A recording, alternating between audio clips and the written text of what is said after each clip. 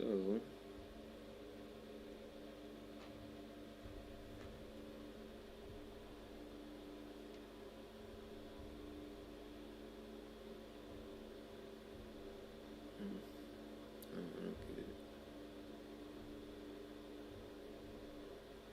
So.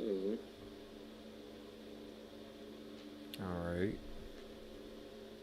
I hope it's working. I really can't tell. But we're going to get on with the show. What's going on, everybody? It's SET&KEY Media. Technical difficulties aside, man, I'm back with another one. It's your favorite big foreheaded YouTuber, man, on this motherfucker, Key. Got a fire show tonight. Anton Daniels, everything looks good. We ain't going to waste no time. Let's get right into it. Working. I really can't tell.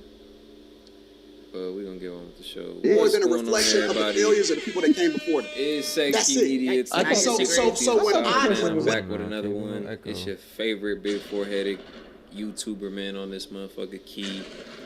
It should be good. Everything, everywhere should be straight. Let me know if y'all tuning in. If everything looks and sounds good. Curses and, you know, things that we had to heal from our own childhoods. But we never really do the intro work to say, what type of things will our own children possibly have to heal from once they become adults and they look back on their childhood? Has anybody ever given any thoughts to something like that? Always. I haven't thought of like what specific things, but I do know that I will need to say sorry.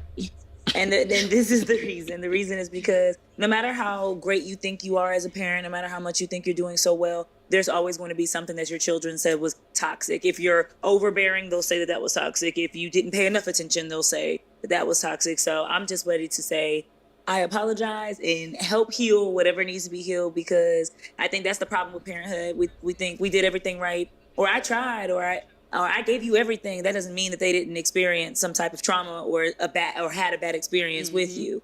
And so a lot of the times when children break away from their parents, it's because parents can't even say, I'm sorry, I hear you, you were right. Like they act like it's gonna kill them to just, you know what I mean, show that humility. And I don't know, that's not gonna be me. Some parents don't think they made the mistakes that children think they made. Baby, Have you ever girl, I made some mistakes now, okay? And I don't mind apologizing to my children, right. Okay? I'm sorry. But my oldest baby, I always say that, because, you know, I have one adopted, and then both of them the same age, 16. And my oldest baby, she saw me through life, okay? She saw me chasing after men. She saw me fighting.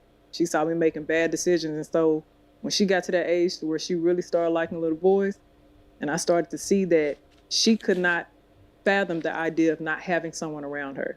Also, I think I prioritized too much time on the work that I was doing, but it was really because I was in hard spaces in my life. And of course, children don't understand that.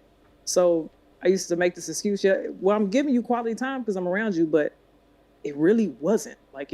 I was always working. My mom was always like, my head was on the phone. I was always on a laptop, and my children were pretty much just playing with themselves. Like I took a lot of things from my kids, and now watching my daughter, both of my daughters as a teenager, you know, I'm helping one through her backwards order. My bad, y'all. Let's get into this one right here.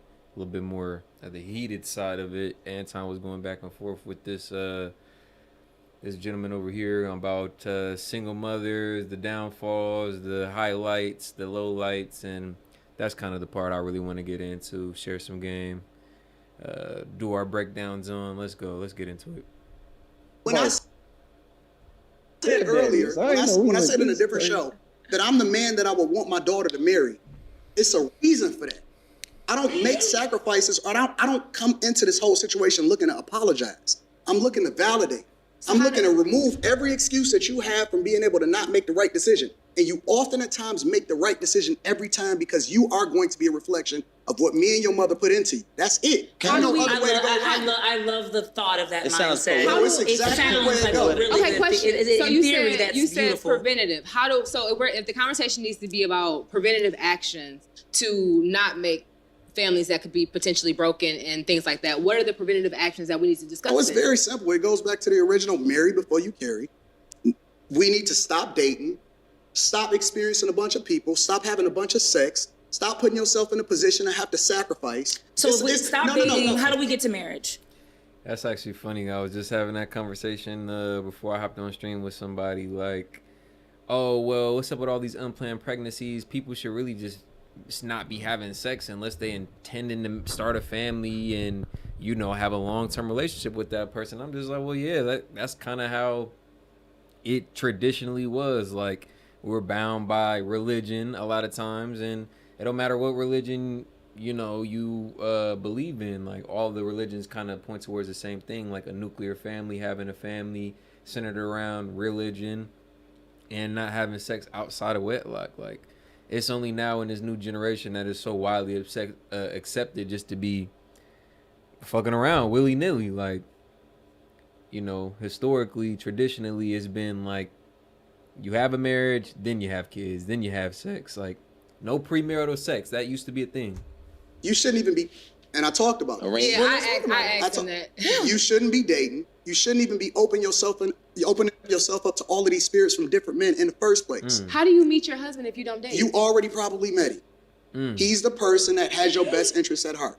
He's the person that already was your best friend. He's the person that had your best interest. Most women skip over the man that they were supposed to marry already. That's the key. And then y'all pick the guy that y'all want.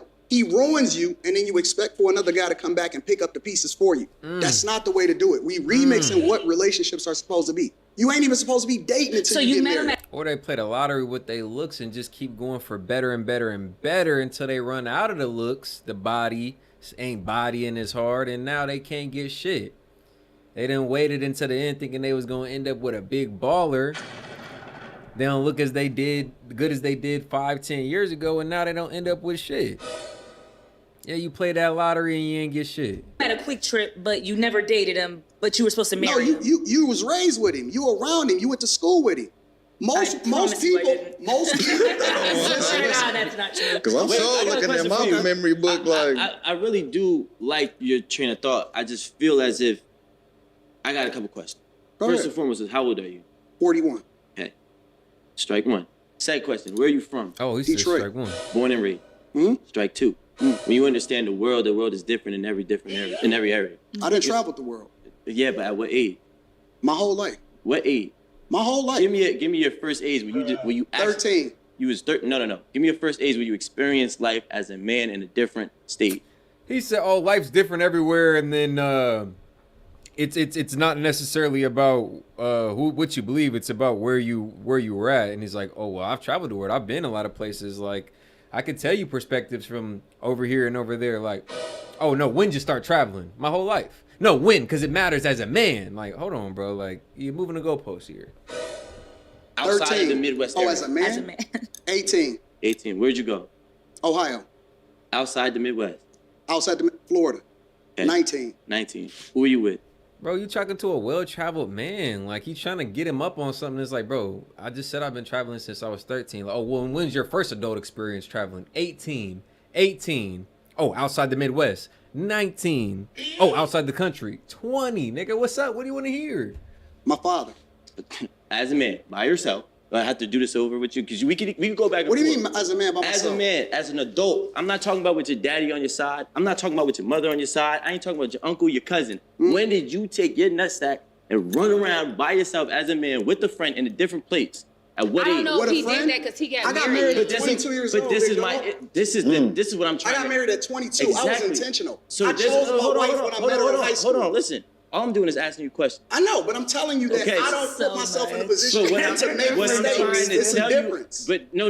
The difference is this. You got married at 22 years old, right. 20 fucking years ago, bro. Correct. You understand the world's not the same then? Let me tell you something. No. Now, I don't necessarily like his angle, but he does make a good point. Dating 20 years ago is clearly different than dating now. The word don't change, ever. It's the same way it was yesterday as it is today. The method by which you go about being successful is the same. So we're still slaves. Let me make sure to like the video. Appreciate y'all. Technical difficulties aside, man. We getting into the show. It's Anton Daniels, man. They're cooking up, man. Make sure to get a video a like. Appreciate y'all. I tell you what. I get what you're saying. You telling me that it don't work, right? No, I'm not. You're not letting me tell you. You're not letting me tell you. Okay, wait. I want to get back. Let me take the conversation back to this because I had some questions. I had some stuff on my card that I want to talk about, and I want to talk about it. Okay.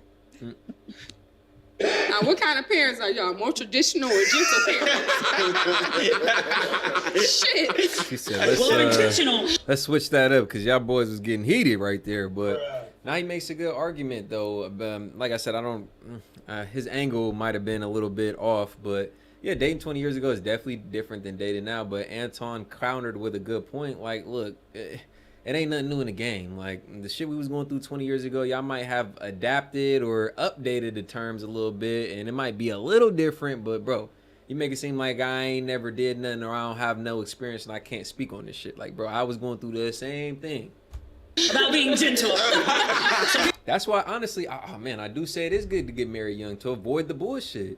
And this is coming from somebody who's 27. Like, yeah, I'm at 21, I really didn't see the value in getting married, but with that right mindset, with that right partner, bro, you avoid a lot of the bullshit that is out here in the dating market and just in the world. Like, you having that good partner, y'all locked in, bound by the basis of, I wouldn't even say religion, y'all just have the same goal in mind, like family. We in this together. Like, that's way better. I'm not gonna lie. That's probably way better than having to navigate this bullshit, the dating market today, where everybody trying to look out and fend for themselves.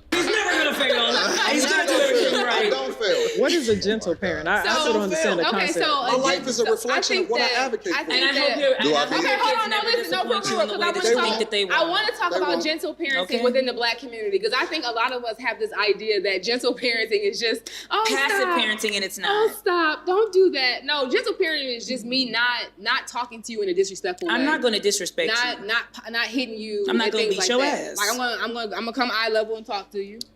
Hey, big dog, that's not okay. We're not doing that today. I'm more. So being a disciplinarian and not an authoritarian, is that what gentle parenting? I've never understood the concept. So it's just a little bit. It's just for me, it's taking the spankings and the physical discipline off the table. Okay, so being a disciplinarian but not an authoritarian. Okay, got it. Okay, well then. We traditional or we gentle? I'm traditional. Like he said, some kids need their ass beat. I've never experienced that. I ain't never had to beat the shit out of my kid or call him a nigga or call a little girl a little bitch or do any of that. Crazy. I never needed to do any of that. I do see that happening. Shit, fuck a video. I'd have seen that happen in real life, man. I didn't seen that shit happen right in front of my eyes. I'm just like, damn, you talk to your kid like that?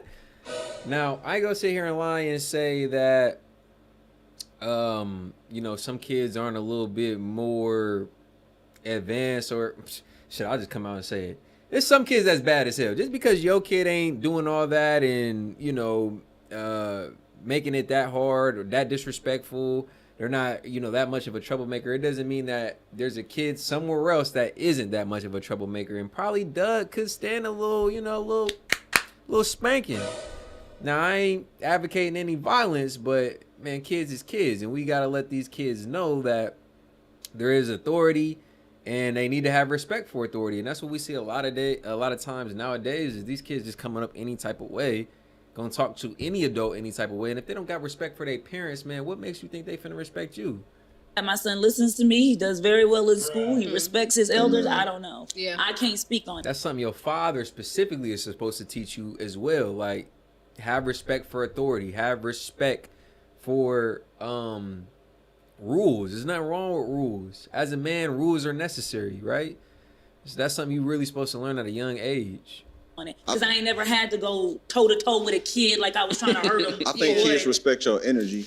Yes. Mm-hmm. Like my kids are excellent. Like, I've never had to spank anybody. I don't even have to yell. I can look at Rosie, she gonna start crying. But she respects. Yeah, for sure. And that's a lot of things. A lot of people think that fear. If I put this fear into my child and they respect me, they're scared of you. Yeah. They're listening to you because you made them afraid. They don't respect who you are or your opinion on anything. Yeah, no. They're gonna do what you say in front of your face because they're afraid of you. As soon as they go out, well, you'll see. Katie, what about you? Think you're more gentle? You know what? I've never understood the concept of gentle parenting. I've never even tried to delve into what the concept actually was. I don't even really understand the concept of traditional parenting. I think we just parent based off of how we learned how to parent. I think it's intergenerational. I think. I hear what she's saying, but there is literally a certain thing as parenting styles So gentle parenting, I would say, is a style. Traditional parenting, I would say, is a style. If aggressive parenting is a thing, I would say that's a style. Yeah, it is from learned behavior. So you're only going to really be teaching your kids or parenting your kids in the way that you were parented by your parents. But as far as the gentle parenting goes, I believe kids need structure.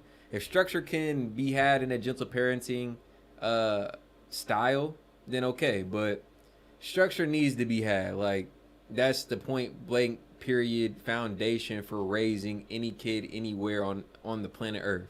We just take exactly what we have learned and we have brought it down. I do believe, I agree with you when it comes to a blueprint, because I've seen a blueprint. You know, unfortunately, sometimes it doesn't work out that way, but I do believe in that.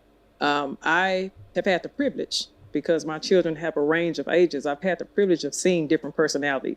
Like, I have instilled so much in my children. I have done my work to actually fix the things I need to and instill that in my children. But they still have ways that are just isolated to them, that are still, that's how they are. You know, my teenager acts one way, my middle child acts another way, my second child acts one way. And it's like, but they still have a foundation. They still have it to the core. They know how mom has parented them. They know the morals and everything else that I have instilled in them.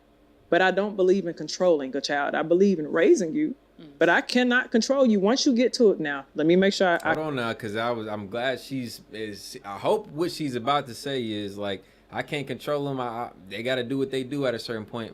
That's why I would say those early years are so critical, laying that foundation of having respect for authority, having respect for rules, understanding, like, look, be free, do what you do, express your thought, be your own person. But look, it's going to be rules in certain scenarios where you do have to follow them. And if you don't, there might be consequences that follow. I.e., in this home, I know a lot of you heard your parents say this, you're going to follow these rules.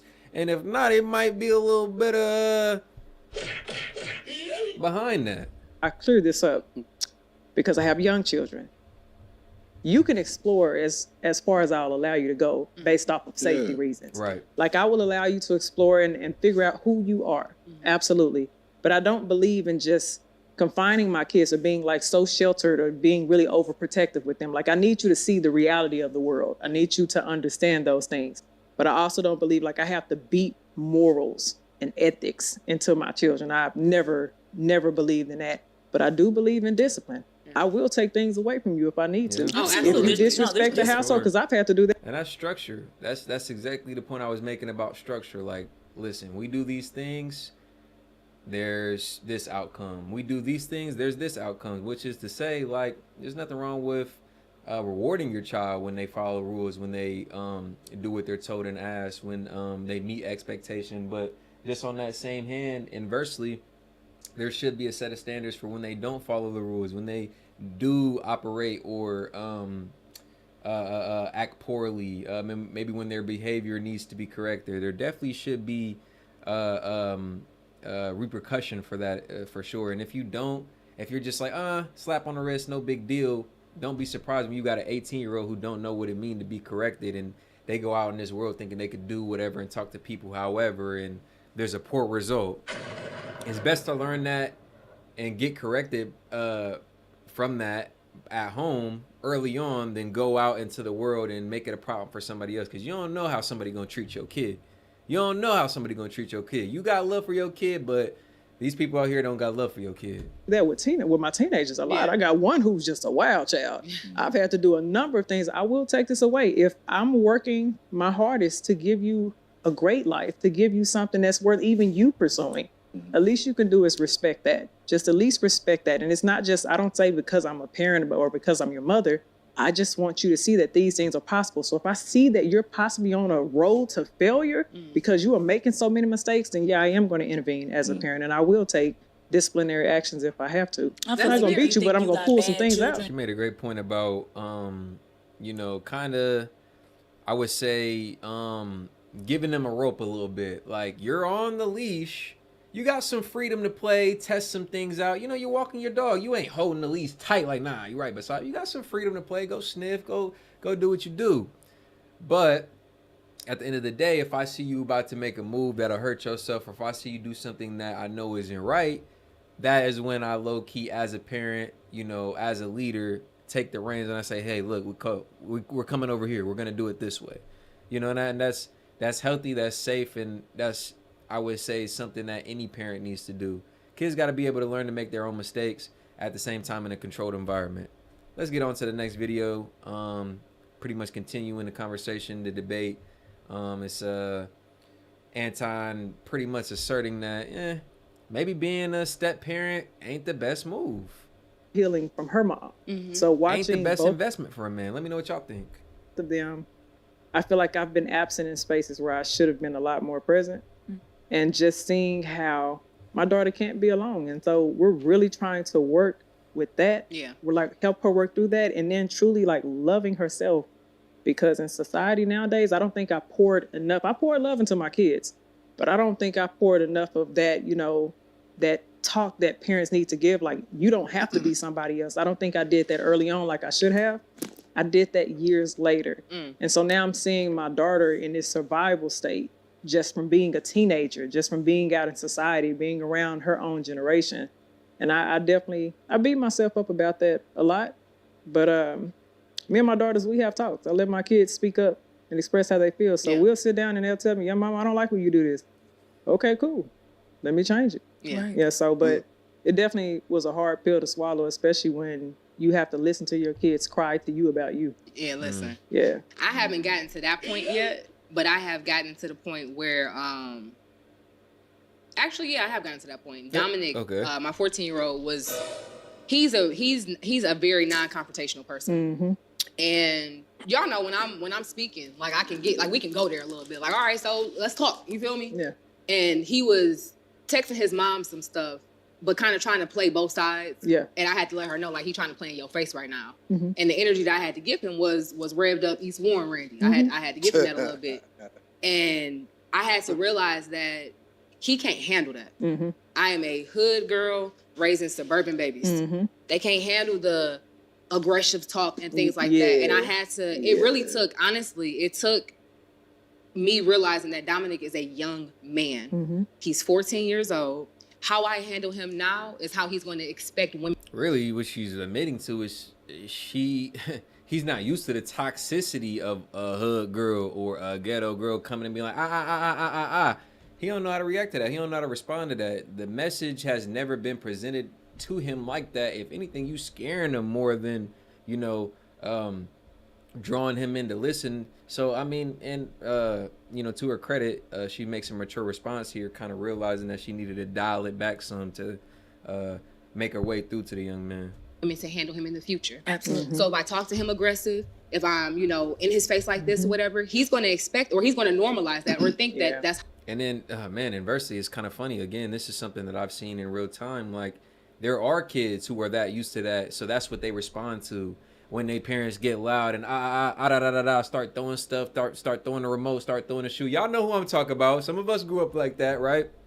And that's what we respond to. Now, am I saying that's the best way to raise a kid? Am I saying that's a healthy environment? That's up for y'all to decide. I won't get into that right now. But she made a great observation or great statement in saying, like, yeah, that's how I was raised. That's where I come from. But I understand that, you know, this young man who's not my biological son, but I am raising, I understand that that's not how he grew up. That's not what he best responds to. How women are supposed to handle him, especially if he's seeing that in both households. Right. So I've had to take a step back and ask myself, how do I want to show up for him? What type of parent do I want to be? And a lot of it is, you know, I had to learn that he has to fall sometimes. I cannot be the parent that's just constantly just being a safety net. And that to me is the scariest shit in the world, because it's like, why do you have to scrape up your knee if I can just, you know, leave the training wheels? Oh, I'm the opposite. I'll push the nigga right off. This is like, because I want you. And that just comes from my military background, though, because it's like, you know, you need to know I'm not going to, I can't coddle you through. I can be there for you and I can be your backbone, but I'm not going to coddle you because no one's going to love you like I do. When you step outside this house, you about to see just how much they don't love you out here. But you treat your daughters differently than your sons, though, right? I don't have a daughter. I mean, I have a bonus daughter, but no. I did at one time. I can honestly say I did. At one time, I definitely did. I was a lot harder on my girls than my boy, and man, I did coddle him. And I thought she was gonna say the opposite, honestly. And But my husband, honestly, You know, bro, that's I the did. trope. And when my husband came in, The trope that is often repeated in what we know about the black community is that the black mothers treat their daughters like you know what, and they treat their sons like kings. Can't do no wrong. Mama's boy, son, husband. A lot of times, yeah, they love the hell out their son, but they daughters is damn near they ops. because I'm not just to saying. discredit my I'm son's just dad, but saying. I wish Let he me know was if a I'm lot more wrong. I'm active just than what he saying. was. But when my husband came in, he was like, "No," he said, "This is not gonna work for this little boy," and I couldn't fight that because it's like I ain't never lived in the shoes of a man, Yeah. and he's gonna have to. So Well, there's certain things that bonus dad are gonna have to deal with, and I sit back and I let it happen, and I just had to realize I was being a lot unfair. Like I was putting a lot of responsibilities on my girls for certain things, and it's like, why are you not putting these same responsibilities on your son? Yes. And don't get me wrong, I know it's certain things that girls would probably do better, but it was definitely a difference that I had for sure. I could never be a stepfather. Why? Hey, let's I go. don't believe it. Let's go. Let's go. He about to cook it up for the last few minutes, y'all. This is what we've been waiting for. Come on, let's go. Like the video. Like I think that I call him step baby daddy or step crash dummy. I could never in my right mind. Step crash dummy? Step crash dummies. Why don't you believe in stepfathers? Because he's always going to yearn to understand who he truly is from the person that he was born from. No, you're 100%. Yeah, I agree with And that. so I don't see the benefit that a guy gets out of rape. I don't see the benefit in the fact that you can grow close to this female's kids, this woman's kids, grow a bond with them, care about the outcome of their life. Like, man, I done grown so close to him. I want him to do well in sports. I want him to do well in school. I want him to excel socially. I'm this heavily invested. And now because I got a little spat with their mother, I'm uprooted from these kids' life. I don't like that. It's an unsafe bet and investment for a guy, you know, to really come in, and in that case, you know, provide for the family, be a male role model, a beacon for the family, a point of contact for the family, you know, a rock for the family. And that's what a man is. That's what a leader is. A man. I ain't talking about just a nigga with a dick. I'm talking about a man. And for whatever reason, me and his mom or, you know, having a little beef or a little disagreement, and now I'm being uprooted from the kid's life, being removed from the kid's life. I don't think it's a safe investment just for that reason alone. Raising another man's child. That's fair. That's fair. Yeah. It's no benefit. That's, it's a you know zero-sum what? statement. As much as I want to dislike that statement, I will say that often. It's a zero benefit. There's a small percent of women that are gonna really truly appreciate it for what it is, which is the fact, and I'm gonna say it right here, which is the fact I messed up with my baby's father for whatever reason. For whatever reason, it did not work out with my baby's father, and I'm that much more appreciative for you coming in, playing the role of father for my kids and playing the role of man for me. There's not that many women out here that are gonna appreciate it for exactly that.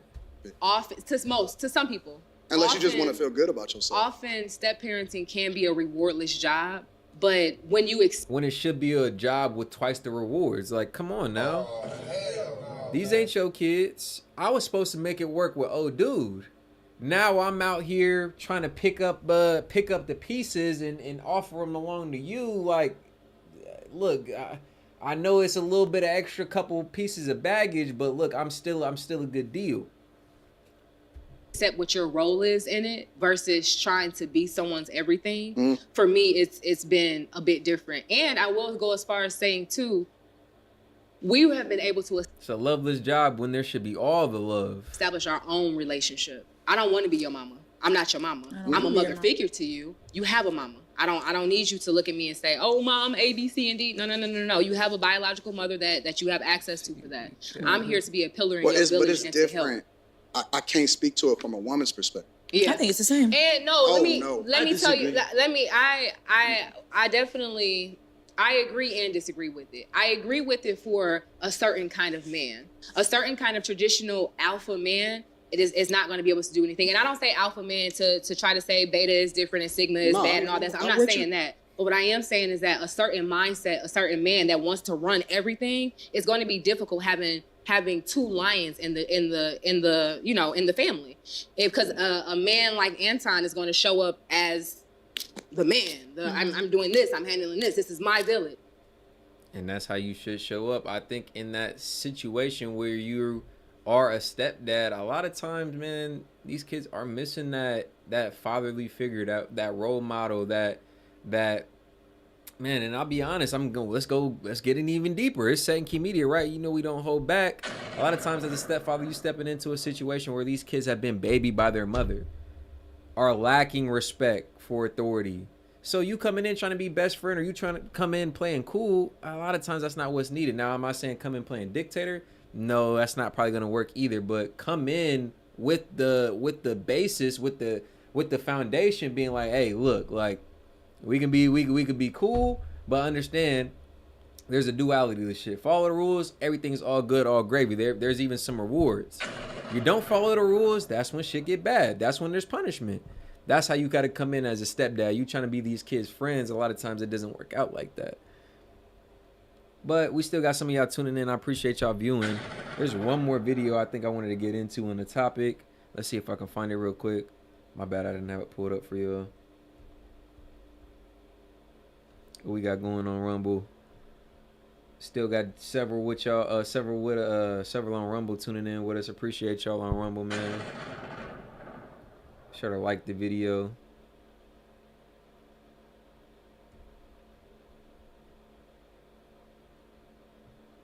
There's one more video I wanted to get into with y'all, man, on this Anton Daniels single mother debate. And like I said, man, all love, shout out to the single mothers, man. I was essentially raised by one, you know, like who don't we know that was raised by one, like, but you know, stepping in as a stepfather, I would say is definitely a tough role. It's definitely a tough role. You know, it's a loveless role. You know, I would say it's a role that's oftentimes taken for granted. And you know, shout out to the men that are willing to do so. One more video for y'all. Let's go. A certain man that wants to run everything, it's going to be difficult having two lions in the family. Because a man like Anton is going to show up as the man. I'm doing this. I'm handling this. This is my village. To have another man that has come in and have any type of say so at all, I can see how that could be. I definitely believe people prioritize. We gotta think about it. I want women to understand this. Just because a man has a penis, don't make him a man. He could be a male. There's not a lot. Most men aren't lying. Let's make sure that's understood. Okay. Right? That. So some men can raise another man's child because the real father ain't a lion. He's more like a gazelle. You know what I'm saying? The lion is now here, and I believe. Well, I believe in God, and I believe in everything is a reason, right? Right. And like my dad is a bitch ass nigga. My step pops, he ain't playing. You feel me? So like, I was already one that wasn't playing coming out the woodworks. Yeah. So then, if my dad was there, hypothetically, I would probably clash with him because he was already soft. You know what I'm saying? And I don't believe that just because you gave birth to something means that you are the best one to raise that. Come on, let's talk about that person that you gave birth to, whether you're a man or a woman. So you believe nurture versus nature? Yes. Nurturing that child is more important than possibly more important than nature. I believe that nature. Absolutely. See, here's the thing: we get so confused about nature as if you are the only one of this child. There's 3, 4, 5, 6, 7, 10 generations of nature within this child that you ain't exuding yet. You remember the Punnett Square? In the Punnett Square, you had a 1 in 4 chance of being something. Yes. Right. So this child can have the bottom right quadrant, and you might have top left. Yeah. You ain't fit to to raise that child, to be honest. So maybe somebody else who is in that bottom right quadrant is going to be able to understand that man or that young woman or that young boy and really help them grow into what they need to be. So you would advise your son to get with a woman that already have children? If that children, you would be okay with that? Remove yourself out. I don't think nobody. It's the problem with a lot of the single mothers too, and it's S.E.T&KEY Media, man. So you know we're gonna get a little bit uncensored. You know we're gonna go a little bit further than the scared content creators are normally willing to go. And I'm gonna just be candid and say, man, like if there was single mothers, if there was a larger percent of the single mothers who understood that, look, I am coming with some baggage. I don't care if I'm still a 10. I still consider myself a good-looking woman. I understand that me having this kid, these 2 kids, these 3 kids, these 4 or 5 kids sometimes, I understand that that's an extra thing to have to deal with. You know, I understand that I'm coming with this to the table. Like, there might be all these other redeeming qualities about me, but yeah, I understand I got these 5, 6 kids, and there's somebody out there who looks just as good as me with none. I feel like if more mothers understood that, and this is gonna be a word that they've never heard of, if more single mothers understood that and humbled themselves a little bit, just to a degree, I feel like they would have a much easier chance finding a stepdad or a man willing to play that stepdad role. It's when you come to the table like, I still need all this. You better do all this for my kids. I still want you to do all this, perform like this. You still got to be this as a man. That's when it kind of, the disconnect is kind of like, hold on, wait a second. You want me to do all what? And I still got to take care of your 5 kids? Like, hold on now. I don't think nobody advises those scenarios for their children. The problem is that, but sometimes it just happens because they just might be in love. You can't control you can't, because marriage is a business first. It's a business first. We know statistics of what it is when men are where children are raised in certain type of household. We know what the statistics are, right? And so I'm not gonna sit here and say a man isn't a man based off of some criteria that we make up, right? Because I use data. The reality is this: what we are doing is excusing bad behavior. And instead of us going to the mothers and say, hey, why are you not accountable for who it is that you decided to open up your legs to? Bullshit. Because we ain't having that conversation. The only thing we saying is, well, that's a bitch ass nigga. But you opened up your legs to him. He wasn't a bitch ass nigga when you had sex with him. He might have been. When you know. But my point is I mean, if when we continue to do this, we validate bad behavior. What is the bad behavior? Because you're saying that you can recover from this, when in reality we know statistically that child has a much greater chance of going to jail, much greater chance of needing therapy, a much greater chance of oh, it's not always like that. It's not always like that. I know men who came from a shit. I don't raise my kids like that. They're gonna be, maybe, girl, that might be true. That may be very well true. But let's not pretend like these statistics don't exist about kids that are raised from these single parent households. Like he said, likelier to go to jail, likelier to be delinquent, likelier to, you know what I'm saying, likelier just to the life outlook isn't as strong as somebody who's coming from a 2-parent household. And this is somebody, again, myself, raised from a single parent household. It ain't no shade on no single mother. It's just, it is what it is. We can't ignore statistics. Like, we can't ignore facts. Some of us are doing what it takes to raise our kids well in a single parent household, and some of us aren't. It is what it is. Of joining the gang, he has a much greater chance of being less successful. And instead of us saying, hey, hold that accountable, so that this don't happen in the next generation. I think I'm missing context. No. If what? If he has a much greater chance of doing all that. If what? To say it's a guy's responsibility to raise this child based off of a village concept or a community concept, or because he's a real man, removes the accountability from the woman of actually making sure that she picked the right guy and to marry before she carried in the first place. So what happened? I married before I carried. A real man gonna step up and take care of these kids. A real man ain't gonna make a big deal out of me having 5 kids. He just gonna do what it takes. He gonna get it done. No. Let's peel back the layers some. Let's rewind the tape. Let's put some of the responsibility and the blame on you and say, like, baby girl, why wasn't you a little bit more selective when you was going and laying down with niggas, realizing you could have had a kid? Why did you have the second one? Why did you have the third one? Once you seen that he wasn't shit with the first one, why'd you keep going? And then I got a divorce. But that's not the norm, because what I see on Instagram and social media is people I'm trying to figure out what we talking about. What I see on Instagram and social media is when a woman get pregnant, regardless of whether she married, it's congratulations, sis. Okay. That's what I see. I agree. Listen, should we throw stones at her? Absolutely. Anton, shut up. You do not do that. You said that congratulating a woman, but if you want to throw accountability to anybody, throw it at the man that left the family. It's a small minority. Right? It's a small percentage of men that's having the majority of the children. We can close out on that point alone. Really, like, we really need to start turning the camera, turning the